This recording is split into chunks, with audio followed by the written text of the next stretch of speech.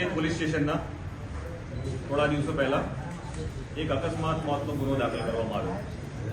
આ અકસ્માત મોતના ગુનામાં જે વ્યક્તિ ભોગ બનનાર છે એના સેમ્પલની વિગત જ્યારે FSL તથા હોસ્પિટલથી લેવામાં આવી ત્યારે એ સેમ્પલમાં મિથેનોલની હાજરી પ્રસ્થાપિત થઈ। મિથેનોલની હાજરી પ્રસ્થાપિત થતાં વર્તેજ પોલીસ સ્ટેશનના આ એડીના આધારે ગુનો દાખલ કરવાની પ્રક્રિયા ગઈકાલે શરૂ થઈ ગઈ અને ગુનામાં ઘણી બધી વિગત એડ કરી। દરમિયાન ભાવનગરના અલગ અલગ હોસ્પિટલમાં બીજા દર્દીઓ પણ એડમિટ થયા। થોડા દર્દીઓનું મૃત્યુ થયું। એની વિગત વધુ ઊંડાણપૂર્વક FSL મારફતે તપાસ કરતા તેના બ્લડમાં મિથેનોલની હાજરી આવી। આ હાજરીના કારણે પ્રસ્થાપિત થયેલું છે કે અહીંયા ઇથેનોલ સાથે મિથેનોલ ના મિક્સચરથી આ બનાવ બનેલ છે અને ગુનો દાખલ કરવામાં આવેલ હતો અને DGP Shri GS Malik sir ના આદેશથી સ્ટેટ મોનિટરિંગ સેલની ટીમો આ બનાવ બનેથી તાત્કાલિક આવી ગઈ અને DGP સરના આદેશથી આ ગુનાની તપાસ ગઈકાલે સ્ટેટ મોનિટરિંગ સેલના PI SM જાડેજા દ્વારા સંભાળી લીધેલ છે। આ બનાવ જે દિવસે શરૂઆત થઈ ત્યારે આ બનાવની ગંભીરતાને ધ્યાનમાં રાખી અને SMCની તમામ ટીમો ગુજરાતના અલગ અલગ જિલ્લાઓમાં જ્યાં જ્યાં શંકાસ્પદ વસ્તુઓ આવી હોય મળી હોય ત્યાં ટીમો મોકલવામાં આવી। ઉપરાંત રાજ્ય બહાર પણ ઇન્ફોર્મેશનના આધારે SMCની ટીમો રવાના થઈ ગયેલી અને મધ્યપ્રદેશ દિલ્હી એ જગ્યાઓ પર જ્યાંથી રો મટીરિયલ આવ્યાની શંકા હતી ત્યાં પણ SMCના અધિકારીઓ ટીમોની તાત્કાલિક રવાના કરવાની સૂચના આપી। રાજ્ય સરકાર અને ગુજરાત પોલીસ દ્વારા આ બનાવની ગંભીરતાને ધ્યાનમાં રાખી તાત્કાલિક ગુનો દાખલ કરવામાં આવ્યો છે। આ ગુનાની અંદર તમામ વિગત આપવામાં આવી છે જેમાં હાલ 21 લોકો વિરુદ્ધ ગુનો દાખલ થયેલ છે। ગઈકાલે PI SM જાડેજા દ્વારા જ્યારે તપાસ સંભાળી ત્યારે જેટલા આરોપીઓને અથવા જેટલા શંકાસ્પદ લોકોને રાઉન્ડ અપ કર્યા હતા એ લોકોની પૂછતાછ કરતા હાલની સ્થિતિએ સ્ટેટ મોનિટરિંગ સેલ દ્વારા આ તપાસમાં 13 આરોપીઓની ધરપકડ થયેલ છે।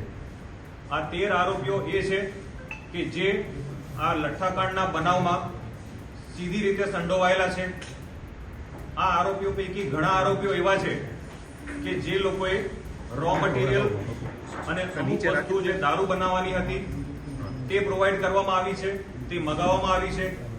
ઘણા આરોપીઓ એ છે કે જે લોકોએ આ દારૂ બનાવ્યો છે। ઘણા બધા એ આરોપીઓ છે કે પોતાના નાના મોટા આર્થિક લાભ માટે આ આરોપીઓને સગવડો પૂરી પાડી છે અને ઘણા આરોપીઓ એ છે કે જે આ દારૂ બન્યો એ દારૂ બન્યા બાદ એને ડિસ્ટ્રીબ્યુશન કર્યું છે, એનું વેચાણ કર્યું છે। પ્રાઇમરી આ લોકો જે આરોપીઓ પકડાયા છે એ પોતાના નાના મોટા આર્થિક લાભ માટે આ કૃત્ય કર્યું છે। ઉપરાંત જે અમારી ટીમો બહાર ગઈ હતી એમાંથી મધ્યપ્રદેશના ઉજ્જૈનથી જે આ બનાવમાં એક મુખ્ય આરોપી કહી શકાય એવા રહીશને ડિટેન કરીને લઈ આવ્યા છે। આ રહીશ છેલ્લા 1.5 મહિનાથી ભાવનગરમાં અને ગુજરાતના અલગ અલગ જગ્યાએ રહી અને કોમ્પ્રોમાઇઝડ ક્વોલિટીનો લીકર બનાવતો હોવાની હકીકત અમારા ધ્યાન ઉપર આવી છે।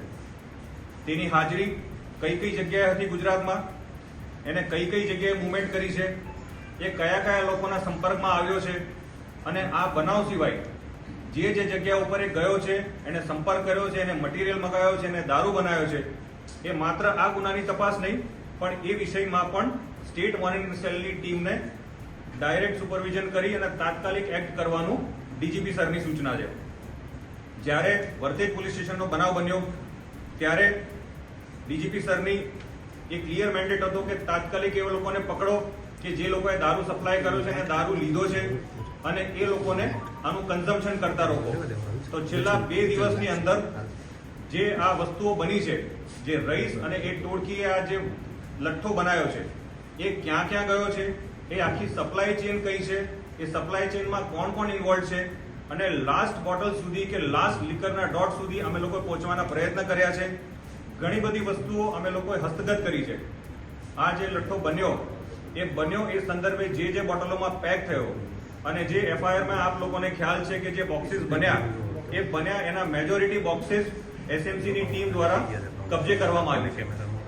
ઉપરાંત ગઈકાલ રાત્રે આ બોક્સીસ બન્યા સિવાય રહીશ, ગૌતમ, સારસ કે જે મેઇન વ્યક્તિઓ છે જેને બનાવ્યું છે એ લોકોએ જે જગ્યા ઉપર રેસિડ્યુ લીકર કે જે અનપેક્ડ લીકર હતો એ લીકર રાખેલો હતો એ પણ કબજે કર્યું છે. એ જથ્થો તમામ રીતે મળી ગયો છે. ઉપરાંત આ જે લીકર છે એને IMFL ની બોટલ્સમાં પેક કરવામાં આવ્યો છે. તો આ બોટલ્સ ક્યાંથી આવી છે તે દિશામાં પણ અમારી તપાસ ચાલુ છે. ઉપરાંત એ બોટલ્સ ઉપરના જે સ્ટીકર્સ છે એ સ્ટીકર્સ એ ફોર્જ સ્ટીકર્સ છે, એ કંપનીના કોઈ ઓરિજિનલ સ્ટીકર નથી. તો સ્ટીકર ક્યાંથી પ્રિન્ટ થયું છે અને સ્ટીકર ક્યાંથી ટ્રાન્સપોર્ટ થયા છે એ દિશામાં અમારી તપાસ ચાલુ છે. ઉપરાંત આ બોટલ પેક કરવા માટે અને સીલ કરવા માટેના જે ઇક્વિપમેન્ટ્સ છે એ ઇક્વિપમેન્ટ્સ ક્યાંથી આવ્યા, કોણે આપ્યા એ દિશામાં ચાલુ છે. અને ગઈકાલ રાતની અંદર આ આરોપીઓ પૈકી ઘણા આરોપીઓ અને એના સગા સંબંધીઓએ આ પુરાવા નાશ કરવા માટેના પણ એફર્ટ કર્યા છે. તો એ પુરાવા નાશ કરવા માટેના જે લોકો ઇન્વોલ્વ છે એને પણ સ્ટેટ મોનિટરિંગ સેલના અધિકારીઓ છોડવામાં નહીં આવે. આ આખા સર્કિટની અંદર અમને જે પુરાવા નાશ કરવાનો પણ જે એંગલ મળ્યો છે એ આજે નામદાર કોર્ટની અંદર અમે પુરાવા નાશ કરવાની સેક્શન પણ એડ કરશું.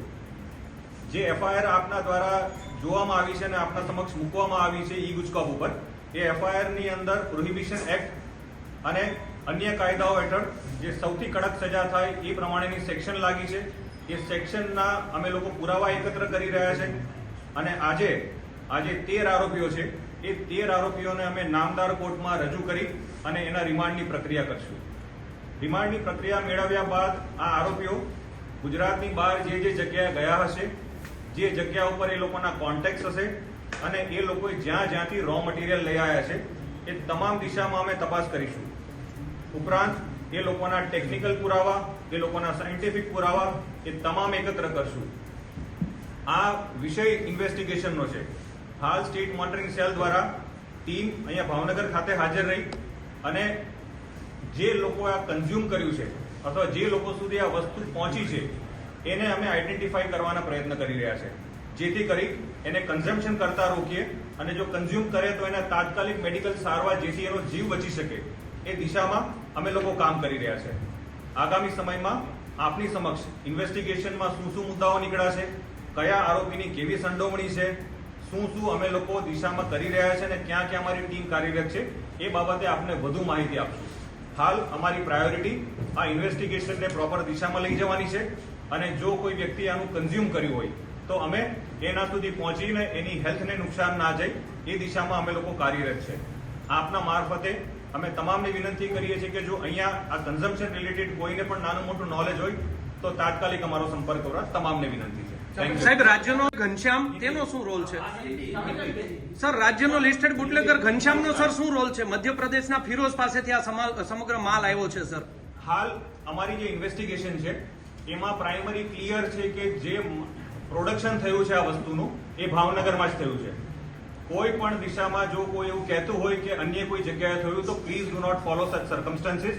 માત્ર ભાવનગરમાં રો મટીરિયલ આવ્યું છે, ભાવનગરમાં જ એનું પ્રોડક્શન થયું છે. ગૌતમના ઘર એક એવી જગ્યા છે જ્યાં એની પ્રોડક્શન ફેક્ટરી તરીકે આપણે આઈડેન્ટિફાઈ કરી છે અને એ બાબતે એના પુરાવા અમે લોકો એકત્ર સર, ડીજીપીનો લેટર છે સર, ડીજીપીનો લેટર છે તેમાં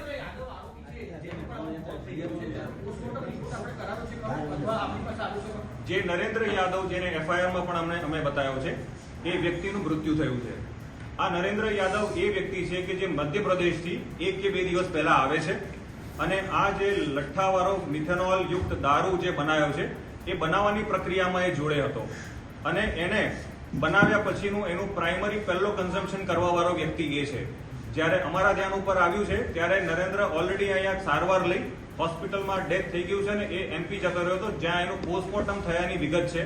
હાલ એ અમારા કેસનો આરોપી છે પણ પ્રાઇમરીલી એનું મૃત્યુ થયું. સાહેબ, તેની ડેડ બોડી કોની કહેવાથી મોકલી દેવામાં આવી હતી? કેટલી બોટલો બની હતી કેટલાનો કબજે લેવાયો છે અને ક્યાં વિતરણ થયું? હાલ જે તમે એફઆઈઆર જોશો, એફઆઈઆર ની અંદર અમે ડિટેલમાં કેટલું પ્રોડક્શન થયું છે એ કર્યું છે. ઉપરાંત અમે ઘણો બધો જે રો ફોર્મ ની અંદર અમે લીકર કબજે કર્યો છે અને થોડુંક જે છે હાલ અમે લોકો શોધી રહ્યા છે. તપાસનો વિષય છે. Within a day or two હું તમને એક્ઝેક્ટ ફિગર આપી શકું. સર, ડીજીપી સાહેબના નામથી જે પત્ર લખવામાં આવ્યો છે તેમાં લખ્યું છે ઘનશ્યામ નામનો જે મધ્યપ્રદેશનો ફિરોઝ છે તેની પાસેથી સમગ્ર માલ આવ્યો છે. સુરત એસપી ને સુરત ગ્રામ્ય એસપી ને પણ ધ્યાન દોર્યું છે. તો ઘનશ્યામનો રોલ સર શું? ના, મેં તપાસના વિષયમાં આપને સ્પષ્ટ કર્યું કે અહીંયા જ લીકર બનેલાની હકીકત તપાસમાં આવી છે. એ લેટર બાબતે હાલ નહીં કમેન્ટ કરી શકું, પરંતુ તપાસના ઇન્વેસ્ટિગેશનમાં ક્લિયર છે કે ભાવનગરમાં રો મટીરિયલ આવ્યું અને ભાવનગરની અંદર જ એનું પ્રોડક્શન. સાહેબ, આપના દ્વારા ફિરોઝ અનેક જગ્યાએ ગયો છે સર, ક્યાંક બીજે બનાવવાની શક્યતાઓ ખરી? હાલ અમે લોકો એ દિશામાં અલગ અલગ ટીમ બીજી જગ્યાએ ગઈ છે. જે રહીશ છે એ મેઇન કિંગપિન કહી શકે એવો વ્યક્તિ છે. તો રહીશની મુવમેન્ટ ગુજરાતમાં જે ડિસ્ટ્રિક્ટમાં કે જે શહેરોમાં છે હાલ તમામ ટીમો ત્યાં પહોંચેલી છે અને એ બાબતે જો એને ક્યાંય બનાવ્યો છે તો એ અમે આપની સમક્ષ આગામી સમયમાં. સાહેબ, આ નરેન્દ્ર ડોક્ટર છે સાહેબ. Sir, Narendra doctor raw material જે લાવવામાં આવ્યું હતું સરખેજથી, હા, અમદાવાદની જે સરખેજમાં છે જે ટ્રાન્સપોર્ટર છે, એટલે સરખેજ કોઈ સ્પેસિફિક સ્પોટ નથી. રો મટીરિયલ બીજા સ્ટેટમાંથી આવેલું છે. ઇથેનોલ, મિથેનોલ કે એનો એસેન્સ કે એનું સ્મેલ માટેના જે કેમિકલ્સ છે અલગ અલગ જગ્યાથી આવ્યા છે અને પ્રોબેબલી રિમાન્ડના પ્રોસેસ દરમિયાન અમે આપની સમક્ષ એ વિગત કાઢીને રજૂ કરીશું. સર મિથેન હાલ એ બાબતે કમેન્ટ નથી કરવી, પણ હું તમને એની વિગત પોસ્ટમોર્ટમના રિપોર્ટ આવ્યા. સર, મિથેનોલ છે તે ભચાઉ ખાતેથી ખરીદવામાં આવ્યું છે. ત્યાં ભચાઉ પોલીસે પણ આરોપીને કબજે કર્યા છે. કચ્છ મુન્દ્રા સુધી તપાસ. એ વાત એવું વિષયનો કોઈ તથ્ય નથી. કેટલા આરોપી બાકી હવે? હાલ 21 આરોપીઓ જે એફઆઈઆર માં છે એમાં નરેન્દ્ર યાદવ છે, એનું મૃત્યુ થયું છે. અમે લોકોએ 13 આરોપીને હસ્તગત કર્યા છે. રહીશનો જે મેઇન રોલ છે, રહીશને અમારી ટીમ મધ્યપ્રદેશથી લાવીને ભાવનગર લઈ આવી છે. એને એરેસ્ટ કરવાની ને એને પૂછપરછ કરવાની પ્રક્રિયા ચાલુ છે. આ ઉપરાંત અન્ય જેના રોલ નીકળશે એની અમે એફઆઈઆર માં એડ કરીને આમાં ઇન્વોલ્વ કોઈ પણ વ્યક્તિને અમે છોડશું નહીં. સર, નરેન્દ્રનું શબ છે તેનું પીએમ કર્યા સિવાય સર જવા દેવામાં આવ્યું છે. સર, નરેન્દ્રનું શબ છે તેનું આજે સાંજે સર, નરેન્દ્રનું શબ છે તેનું પીએમ ન કરાવવામાં આવ્યું. ભાવનગર પોલીસના કોઈ અધિકારીને તેમાં સસ્પેન્ડ કર્યા છે. શા માટે આવી તેમને કામગીરી કરી? અમારું કામ તપાસનું છે. એ સર, બાબતે આપે કીધું તું બોડી પાછી મંગાવવાની છે. ગૌતમને રહીશનો કોન્ટેક્ટ કઈ રીતે થયો? એ પોતે મધ્યપ્રદેશમાં એ લોકોનો સંપર્ક થયો હતો જ્યારે અહીંયાથી એ લોકો નરેન્દ્ર ત્યાં રહીશ અને ગૌતમ જ્યારે મધ્યપ્રદેશમાં એક જોડે મળ્યા હતા ત્યારે થોડા સમય પહેલા એ લોકોનો સંપર્ક થયો હતો. સર, આ બનાવવા માટે કઈ સામગ્રી અને કઈ મશીનનો ઉપયોગ કરવામાં આવ્યો હતો? જે કેમિકલ્સ છે બેઝિકલી કન્ટ્રી મેડ લીકર પ્રક્રિયા ટાઈપનું છે. IMFL ની બોટલ્સ છે અને અલગ અલગ કેમિકલ્સ યુઝ થયા છે. જે દર્દીઓ છે એમાં કેટલા લોકોની હજી મરવાની શક્યતાઓ? એ હું કમેન્ટ ના કરીશું. ડોક્ટર સર, ગૌતમની તપાસમાં સામે આવ્યું છે કોઈ પોલીસ અધિકારીને હપ્તા આપતો હોય વર્તેજ ના. એ બાબતે તપાસ અમારી દિશામાં છે જ નહીં. હું આપને પાછું રિપીટ કરીને કહું છું કે અમારી તપાસ ઇન્વેસ્ટિગેશન જે લઠ્ઠાકાંડ છે એ બાબતે છે. પ્રાઇમરીલી પ્લીઝ અન્ડરસ્ટેન્ડ કે અમે લોકો એ દિશામાં કામ કરીએ. આપણે જે આરોપીઓનું લિસ્ટ બનાવ્યું તેમાં નરેન્દ્ર યાદવ નામનો આરોપી છે, તેનું મોત જ્યાં પણ થયું હોય આપણે એની ડેડ બોડી પીએમ કરાવ્યા વગર પાછી કેવી રીતના આપી? Yes. એ મામલે રહસ્ય શું છે સર? એ વિષય હાલ ઇન્વેસ્ટિગેશનનો નથી. અમે લોકો જ્યારે એ બાબતે અમે તમને એનું ફાઇન્ડ કરીશું ત્યારે અમે એની સમક્ષ સંકેત દઈશું આપને. You have to weight for some time. Sir, PM વગર બોડી આપી કેવી રીતના શકાય? સર, બોટલમાં દારૂ હતો, પૂરેપૂરો ડુપ્લિકેટ જ હતો. જે FSL ના રિપોર્ટ છે એ FSL ના રિપોર્ટ તમે જે અમારી એફઆઈઆર છે એની અંદર જે બ્લડની અંદરના શું કન્ટેન્ટ છે મિથેનોલના અને બોટલ જે કબજે કરી છે એમાં જે લીકર છે એ લીકરના શું કન્ટેન્ટ છે એ પ્રપોર્શનમાં મિથેનોલના ઇથેનોલના આપ્યા છે. એ આપ જોશો તો એક્ઝેક્ટલી એમાં મિથેનોલની હાજરી સર, તેવી પણ વાત છે ઇથેનોલ બનાવવા ગયા હતા અને મિથેનોલ બની ગયું છે સાહેબ. ના નાશ કર્યો તો, થોડા દારૂનો નાશ કર્યો તો. હિન્દી.